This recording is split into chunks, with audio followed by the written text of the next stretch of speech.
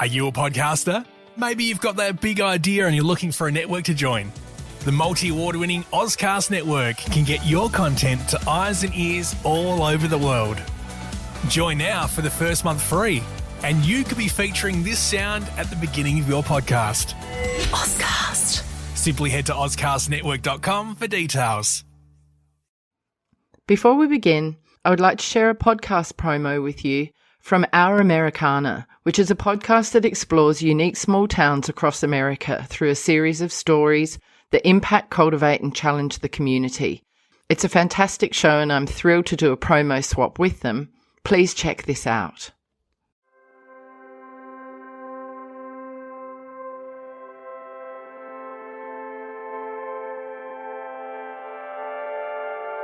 Hi, this is Hannah from the Film Rose podcast. Hi, I'm Jen. My name's Vanessa. Hi, my name is Stacy, and I listen to Our Americana because it reminds me how important community is. Because it tells us stories of people and places in small-town America that we'd never get to hear about anywhere else.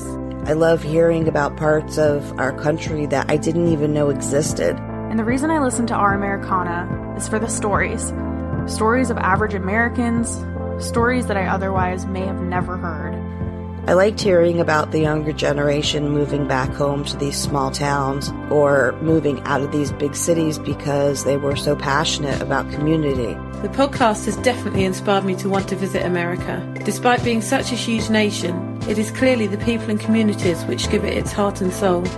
Not only is Josh a great narrator, but he's a great listener. He's very good at capturing the essence of people and the essence of a small town. Our Americana changes the way I look at America. It's not just my little town with my little struggles. Josh tells stories I didn't even know I needed to hear and gives small-town America a platform to shine. I'm Josh Hallmark, the host of Our Americana. I spent 6 months living in a van, traveling the country in search of what it means to be American.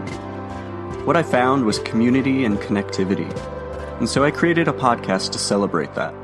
And what better place to start than small-town America? Whether it's the West Virginia mining town where a gay club is the center of the community, or a seaside village that was adopted by an orphaned orca, or a Minnesota town that was revitalized by a dog. The heart of these stories is always community coming together in spite of their differences for the greater good. America is so much more than what we see on the news, and Our Americana celebrates that. You can listen to Our Americana on iTunes, Podbean, Stitcher, and all your other favorite podcatchers.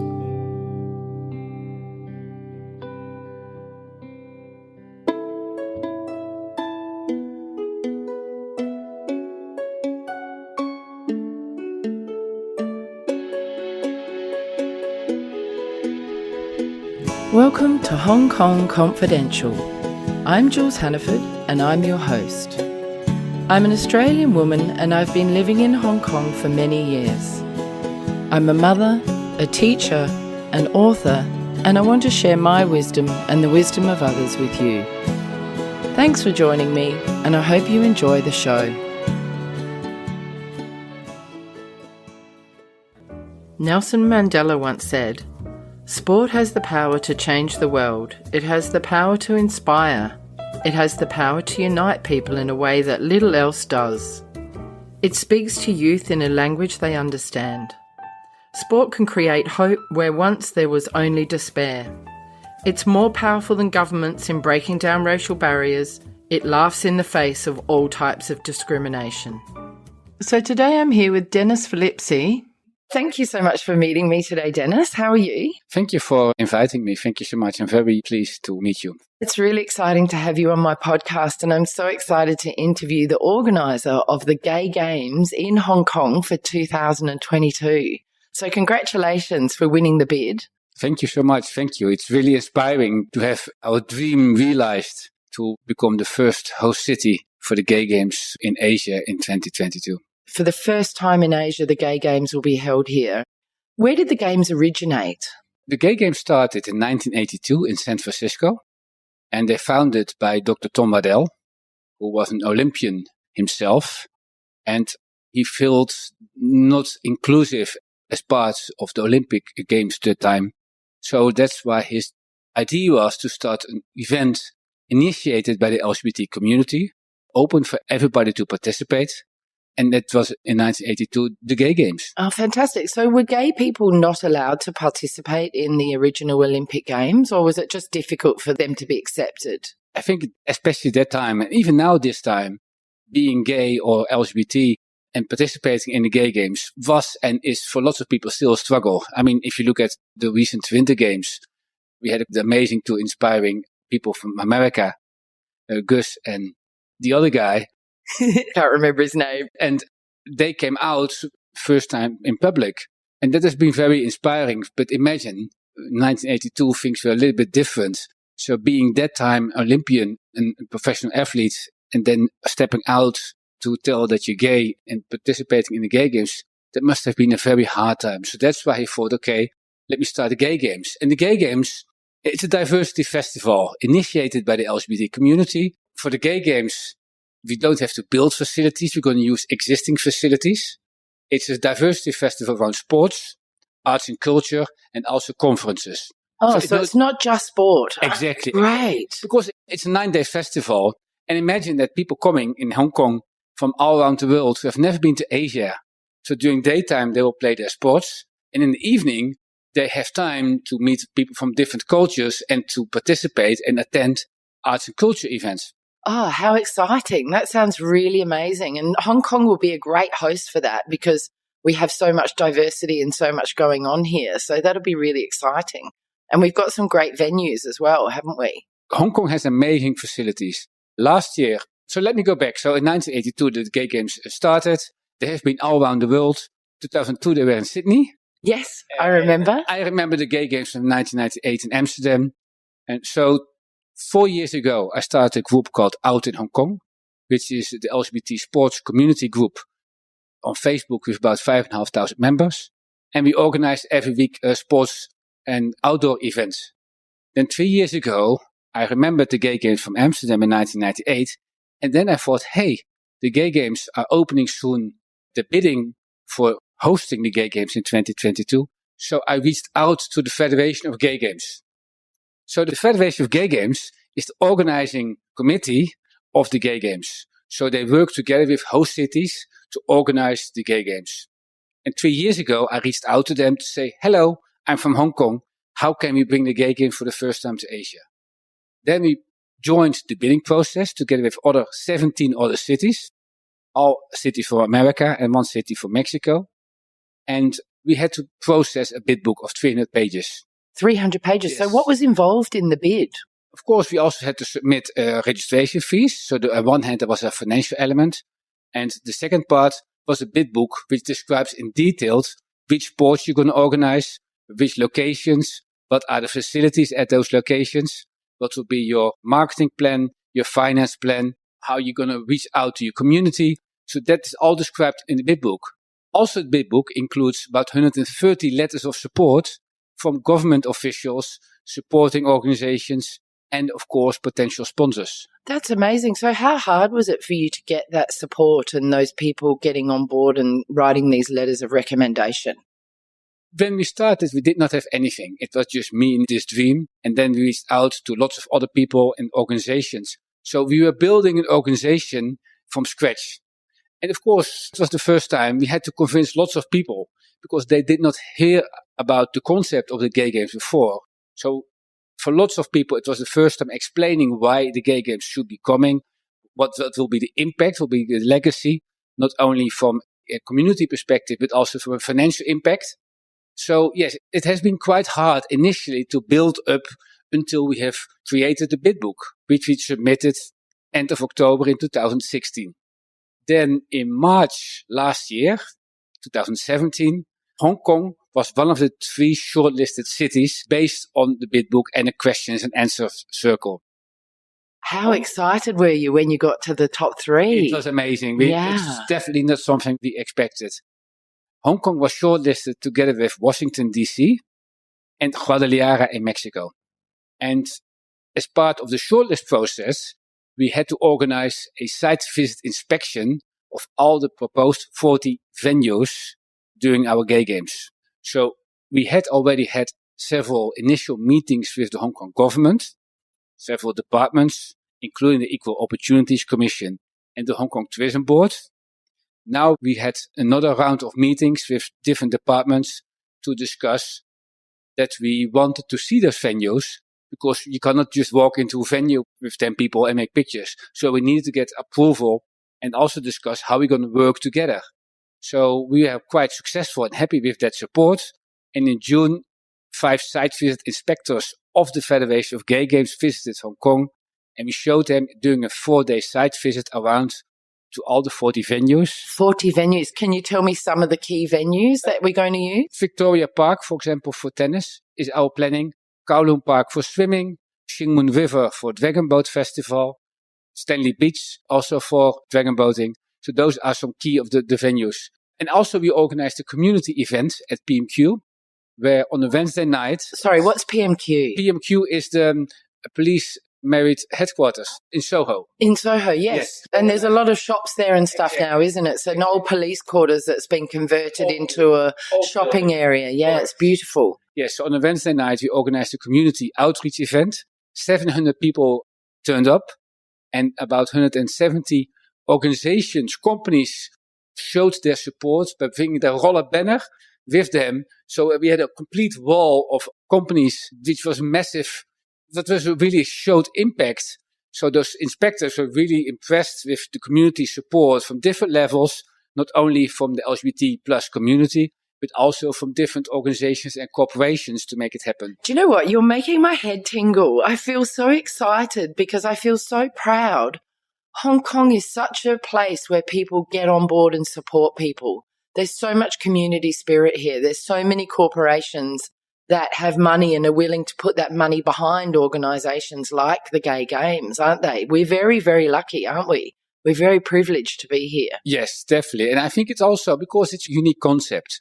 In our lifetime, I don't think we will see another Gay Games in Hong Kong, because the next Gay Games will probably be in the US and potentially maybe afterwards in Taiwan. So that was in June last year. Then in October, we went to Paris with 15 participants. Cafe Pacific, for the first time ever, they mentioned LGBT in their internal magazine, and they showed support by providing tickets. And Ogilvy, the communication and creative agency, worked together with us to work on the presentation. So on Saturday, we had to deliver a 45-minute presentation in Paris against Washington, D.C. and Guadalajara. Then on Sunday, we had a 90-minute questions and answer session. And for example, the mayor of Washington, D.C. was there. So we were on a panel with each city, 2 participants, and we had to answer all type of questions. So it was really impressive. And then on Monday, we had in the village hall, the city hall, the deputy mayor of Paris made the announcement that Hong Kong will be the host city for 2022. Oh my gosh, congratulations. How exciting was that? That has been very exciting, very exciting. I mean, you must have had a huge sense of pride, and just really, it's so amazing for LGBTQ. It's so amazing for Hong Kong. It's amazing for the Gay Games, Asia. For Asia, exactly. And we have been working with a heart. I mean, we're all volunteers, and we have an amazing team of 40 volunteers working. Some people 2 hours per week, some people 40 hours per week, putting lots of time, but also mostly their passion, their heart in here. Because I think one of the reasons why we won is the love, the passion of the team, bringing this together, because we all want to make this happen. We all want to make Asia a better place, and bringing the Gay Games for the first time to Asia will have a massive impact. It already has a massive impact. I mean, the fact that Cafe Pacific mentioned the word LGBT, that's never done before, was massive. And then we flew back from Paris to Hong Kong, and one of the leaders within Cafe Pacific, who's a captain himself, he said, I'm going to arrange a special crew to fly you back beforehand already, even if you don't win. So he arranged a local lesbian and 3 gay captains to bring us back from Paris to Hong Kong. And he announced, when we were sitting in the airplane, he announced, as the captain normally does, to say, I'm so proud to have the winning Gay Games team on board, who have won the Gay Games for the first time. And I'm proud to bring them back home to Hong Kong. Oh my God. So that was really a moment of goosebumps, because then you think, wow, this is really reality. And we got several messages from employees of Cafe Pacific who have been working for a long time for their employer. And they saw that their employer is now supporting the Gay Games. And they really felt, wow, this is amazing. It's really great that my employer is supporting this good cause. And it really gave them a strong sense of belonging. So it's already making that change here in Hong Kong. Because that whole week after we won, we have been crazy busy with press releases, media interviews. And I know one night we had 2 interviews because of the time zone difference. We had to do media interviews at 2 a.m. Paris time with Hong Kong RTHK. So that whole week was completely amazing, very inspiring. And also our social media. I think one of the reasons we also won is we have a strong social media team behind this. One of the members in the team, Doc, he has 2 hats on his head. On one hand, he's responsible for business development, but also his agency, PRDA, has been doing an amazing job in organizing social media. So we are very strong on Facebook, LinkedIn, Twitter, China Weibo. And we are really building the communication, explaining the stories, educating people about the gay games.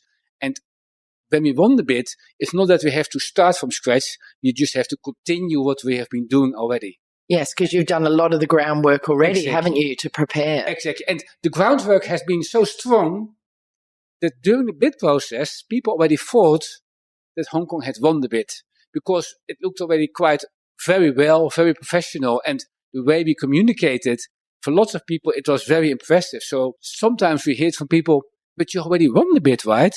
So that's really, really very interesting to hear that. That's really nice to have that kind of compliment when you're still in that stage of pitching, but they actually thought you'd won because you were so professional. So you must have an amazing bunch of people. And that really speaks to Hong Kong again, with such a diverse community, with people with so many skills and talents. And it's just brilliant, isn't it? Correct. So that's really inspiring. And it's great to see a couple of people already within the team who were not out to their family or colleagues. But I remember one member in the team, he worked for a sport company and he wanted his employer to ask for a letter of support in the bid book. But he was not out. So he told his employer about the gay games and the story. But he also told that he's out, that he's gay himself. And after that, I can really see how this person changed. So he really, from hidden, he really became open and be more himself. So that's a small story with a bigger piece.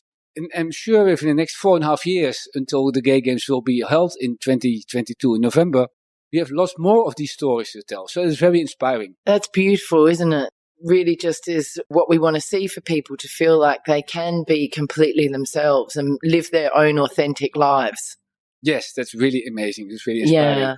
Oh, that's really nice. I hope that can happen for many more people. That'll be really lovely. Exactly. This is a great example. Yeah, and I think we'll see a lot more of that. And it's great role modeling for the younger people in Hong Kong who are thinking about their sexuality or wondering about coming out. And I think it makes it easier because it raises the profile and it, like you said, it normalizes it. And so everybody can feel that they can be accepted. So it's really lovely. Correct. Everything is a good word, what you said, normalize it, yeah? Making it mainstream. Instead that we have to hide, make it mainstream. Yeah, and that's how it should be. And hopefully one day there won't even be these labels because we'll all just be allowed to be, which will be really nice. Exactly, yes. And the gay games will definitely help because the idea of the gay games is to educate people through sports in a better understanding of each other.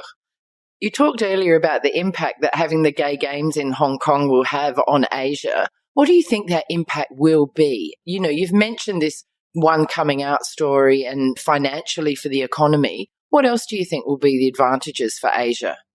Let me tell you a story. And every time when I tell the story, I get goosebumps. I can't wait. I've already had goosebumps 5 times. And I've told the story many, many, many times. So in 2014, in the previous gay games in Cleveland, United States, one of my members in the team, Yannick, he participated. And he met a Japanese athlete with medals around his neck. And he said to the Japanese athlete, "You must be proud of your medals." Then the Japanese athlete said, "Well, not really." And then Yannick asked, "Why not?" And the Japanese athlete said, "Well, my friends, my family, and my colleagues, they think I'm on a business trip, so I cannot bring the medals home." Imagine that you go to the US, you're proud about the medals, and you cannot come home and say, "Mama, Dad, colleagues, look what I've been doing. I've been running in the gay games. I got a gold medal." Because he wasn't accepted. He was not accepted. Or he's afraid. He was afraid. I mean, it's a stigmatization. So I don't think it's the issue about being not accepted. The issue was about being afraid, being stigmatized to come out. Now this athlete, couple of years later, has told his parents and family he's out, and he will participate in the gay games in Paris this August. Oh. So it's really, it's like a snowball. Yeah. And this is evolution, it's revolution. It's not that we want to change the world tomorrow. This is about educating the people, educating the community that LGBT people is just like every other people. That's really beautiful. How many countries do you think will be involved in the gay games? In the last couple of years, previous gay games, there were about 65, 60 countries involved. Hong Kong has amazing visa-free access for lots of countries. So it's very open for lots of citizens to come to Hong Kong without a visa. Also, 2/3 of the world population lives in Asia. Within 5-hour flight, you can reach 25 different nations, different countries. So imagine that the gay games in November in 2022 will be able to reach a very broad range of people from different countries together. Oh, that's really brilliant. And will all of Hong Kong's participants have to be Hong Kong citizens or residents? The gay games are organized by the LGBT community, but are open for everybody to participate, whatever your sexual orientation, age, gender, disability, and physical level. Brilliant. So anybody can participate, but do you have to be a Hong Kong resident? So everybody can participate, so you don't have to be a Hong Kong resident. I mean, everybody can join. Right. So you just sign up with your details and you pay the registration fees, and then you can select your sport. Oh, how exciting. And do you participate in the actual sport yourself? I think I will be too busy to participate myself. Yeah. How important is allyship for the gay games in Hong Kong? Having everybody on board, not just LGBTQ people. So the Gay Games is a community festival. It's a celebration festival open for everybody to participate. So it is really great that everybody can participate and celebrate this amazing festival of sports, arts and culture. And I imagine that there'll be lots of people involved in the celebrations in the art and culture, and it won't have to be LGBTQ groups. It can be anybody involved. Exactly. It's a very broad range of people. Everybody can join, participate or volunteer, because we need thousands of volunteers during the whole 9 days festival to help make this event successful. Ah, yeah, that'll be a fantastic thing for some of the IB students around Hong Kong who have to do creativity, activity and service to be able to get involved. Exactly, that's a great opportunity. But you can also think about, Hong Kong has lots of elderly people, as you know. I think the highest amount of elderly people in the world, amazingly. It would be great if we can tap into that different group of people and engage them and get them involved as part of the Gay Games to volunteer or maybe to participate. I always love to tell this story. In 2014, the previous Gay Games in Cleveland in the United States was a 99-year-old great-grandmother, Ida Keeley, and she ran a 100-meter race and she got a gold medal. And last week I saw an article about her, and meanwhile she's 102 years old and she's still running. Oh, that's so amazing. It's really great if we can get the elderly people involved, either as a volunteer or participant as part of the Gay Games. Oh, fantastic. And how many people were in her race? That's a good question. I have no answer on that. Oh, right. Okay. I thought it might be the over 75s or something. Probably might be the range 75 plus. Yeah, maybe. Yes. That's great. And there is a huge elderly population and they're so fit and healthy, so many of them. They're all out and about doing their Tai Chi, and I think the longevity of life is very high in Hong Kong. So it's a great idea to tap into that demographic. Exactly. And then if you can celebrate that together with the young demographic, the youth, it's a great way to celebrate and to connect them together in a sports event. Oh, that's lovely. And what's your actual role going to be during the Gay Games? So during the Gay Games, I will probably working together with the team who are currently volunteering. We'll be full-time engaged on the Gay Games the last year to make the Gay Games successful. And I'll probably be leading the Gay Games. But again, nothing is set in stone. Let's see what the world looks like in 4 years' time. Yeah, good. Let's hope so. Dennis, how will the Gay Games increase the visibility of Hong Kong on the world LGBTQ stage? Or really even increase the visibility of Asia? It's the first time in Asia. And the fact that we've won the Gay Games already made a massive impact so far. And within Asia, I think it's already making a big change as well, because lots of people who always want to go to the Gay Games but not able to come because they don't have enough holidays or traveling to Europe or United States, is quite expensive for them. Hong Kong is far more in the reach for them and a great opportunity to come to Asia. Yeah, so more people in Asia will be able to actually come and enjoy the games because it's so close. Yes, with a 5 hours flight, you can reach 22 countries from Hong Kong. So everything is very reachable. What will be the impact on the local level of the gay games in Hong Kong? So during the Gay Games in November 2022, we anticipate 15,000 participants and 40,000 spectators. So imagine that whole week, Hong Kong will be filled with LGBT people. So the barista at Starbucks or the taxi driver will have a whole week of LGBT customers. So for them, it's a great opportunity to see that LGBT people are also normal people. It's connecting people together here.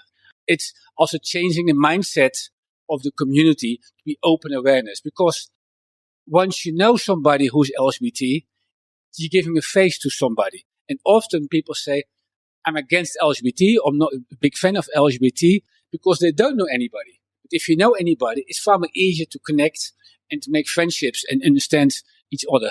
Oh, that's beautiful. And we're so much more than just our sexuality. Everybody is a whole package, and there's so many elements to our personalities, and people can see that when they meet people, which is really nice. Yes, that's very great. And you're building your friendships.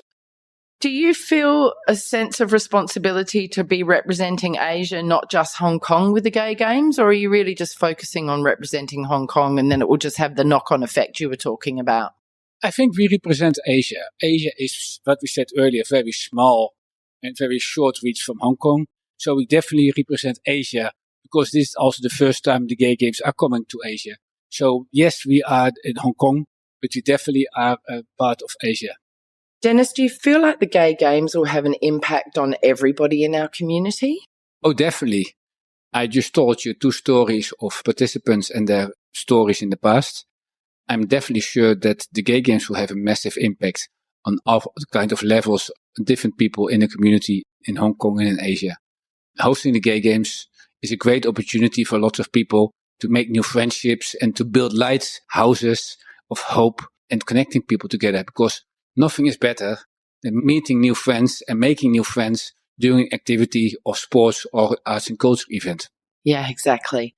Did you have trouble getting the Hong Kong government or the tourism board or the equal opportunities board on board with the Gay Games, or were they very open to it? So far, the Hong Kong government has been treating us like every other sports event. The Gay Games is not about marriage equality or changing political views. It's a sports event open for everybody to participate, whatever your sexual orientation, disability, race, gender or level. So government and other organizations have been treating us like every other sports organization, which is important because that's the right approach and that's our expectations.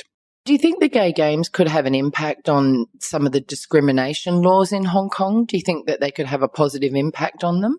It could be, but that's not the goal of the Gay Games. The goal of the Gay Games is to celebrate diversity and to connect people in a spirit of better understanding through sports. Fantastic. And where did your interest in the Gay Games come from? Like I said earlier in the beginning, when I started out in Hong Kong 4 years ago, the LGBT plus community for sports and outdoor events, I remember the Gay Games from 1998 in Amsterdam, which was really impressive. Did you go to that? I went to the opening ceremony. Oh, right. I was not sporty that time. So I remember that it was a really impressive feeling. Whole Amsterdam was yellow and with the logo. It was really impressive. And there were lots of events and parties happening. So it was really a special moment, a special festival of celebration about being proud in your own city. And is that something you just wanted to bring to Hong Kong? That would be amazing. And that was our dream. And we're going to realize that. Cool. And what actually brought you to Hong Kong in the first place? My work. Oh, okay. And do you still do that work, or are you? I still have a full-time job and I still work 40 hours a week. Do you? For my full-time job, yes. Oh my gosh. So you're doing full-time job and you're doing all this work on the Gay Games? Yes, the Gay Games is a volunteering work and we all do it with our heart, love and passion. And we all volunteers at this moment within the team. Starting next year, we will hire full-time people who will start helping to organize this, because we cannot do this just as volunteers. Right. So do you have some government funding or sponsorship and things like that? So last year, in November, we won the Gay Games. Now we're discussing our sponsorship approach. And within the next couple of months, we're going to reach out to potential sponsors to get funding. Oh, good luck. Yeah, Yes. I hope that works really well. What do you hope for the future of the LGBT plus community here in Hong Kong? Just in general. In general, I talk about evolution, not revolution. Yeah, it's not about changing the world tomorrow. It's about baby steps, one step forward and maybe sometimes one step backwards. But it's slowly changing the world. And the gay games are called the games which change the world. It's changing the mindset, changing the heart, and celebrating diversity. Yeah, we can see that evolving with marriage equality coming in Taiwan and just in Australia recently and in the US a couple of years ago. And hopefully that will continue. Do you think we'll ever see marriage equality or marriage rights for everybody here in Hong Kong? I have no idea about it. I mean, that's not the goal and that's not something we want to achieve by bringing the gay games to Hong Kong. The gay games is a diversity festival open for everybody to participate. And we want to celebrate diversity and being proud of who we are. What the future impact of that is, out of the scope and also not the goal. It's not what to achieve by bringing the gay games here. Yeah, and it'll just be interesting to see what impact it has. And that could be really lovely. And do you have any advice for any young person who's struggling with their gender or sexuality?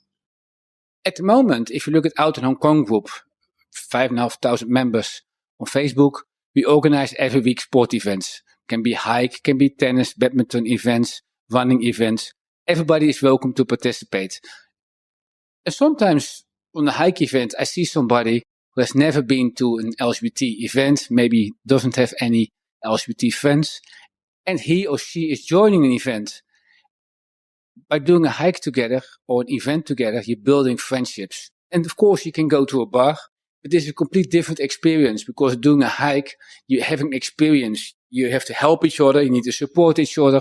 So it's a great way to build friendships, lifetime friendships.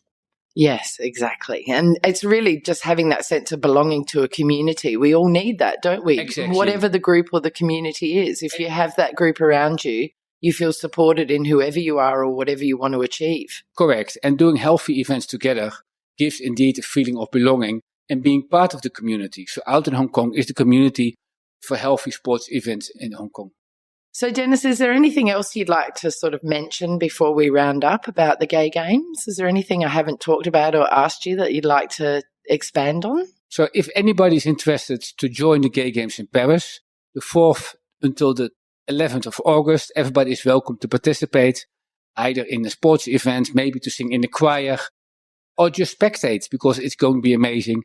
August in Paris is beautiful. So let's all go to Paris. Oh, fantastic. And what's the choir? Part of the Arts and Culture Festival, one of the elements is a choir. And Hong Kong has an LGBT choir called the Harmonics. And they will be coming to Paris to sing there. Oh, how fantastic. That's awesome. And if anyone wants to get in touch with you, Dennis, how can they do that? I think the best way is to connect with us via our Facebook page.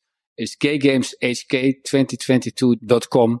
And you can also find us on Facebook. And for Out in Hong Kong, you can look for Out in HK on Facebook group. Great. Dennis, thank you so much for meeting with me today. And congratulations on winning the bid and congratulations on all that you're doing. And I wish you all the best. And I hope to be there at the Gay Games and celebrating with everybody. Thank you for inviting me. Thank you. From life on a farm in rural Australia, where wide open spaces made a young woman yearn to know what was beyond her country town. She moved to the city, became a mother, and found her dream career which took her across the world. But still, something was missing. In her search for love, she traveled far, trusted deeply. She wanted so badly to find someone that she almost lost herself in the process, and learned some hard lessons along the way. Fool Me Twice, a new memoir by Jules Hannaford. Available August 20th on Amazon.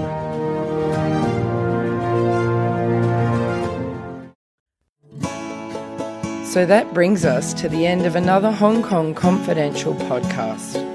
I'm Jules Hannaford. Thanks for joining me, and I hope you'll be with me again next week. If you enjoyed today's podcast, please can you go to iTunes to rate and review it.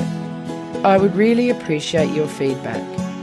You can email me at jules@hongkongconfidential.net, and you can find me on Facebook and Instagram at Hong Kong Confidential.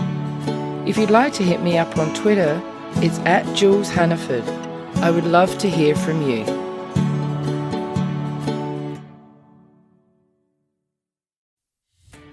Are you a podcaster? Maybe you've got that big idea and you're looking for a network to join. The multi-award-winning Ozcast Network can get your content to eyes and ears all over the world. Join now for the first month free, and you could be featuring this sound at the beginning of your podcast. Ozcast. Simply head to ozcastnetwork.com for details.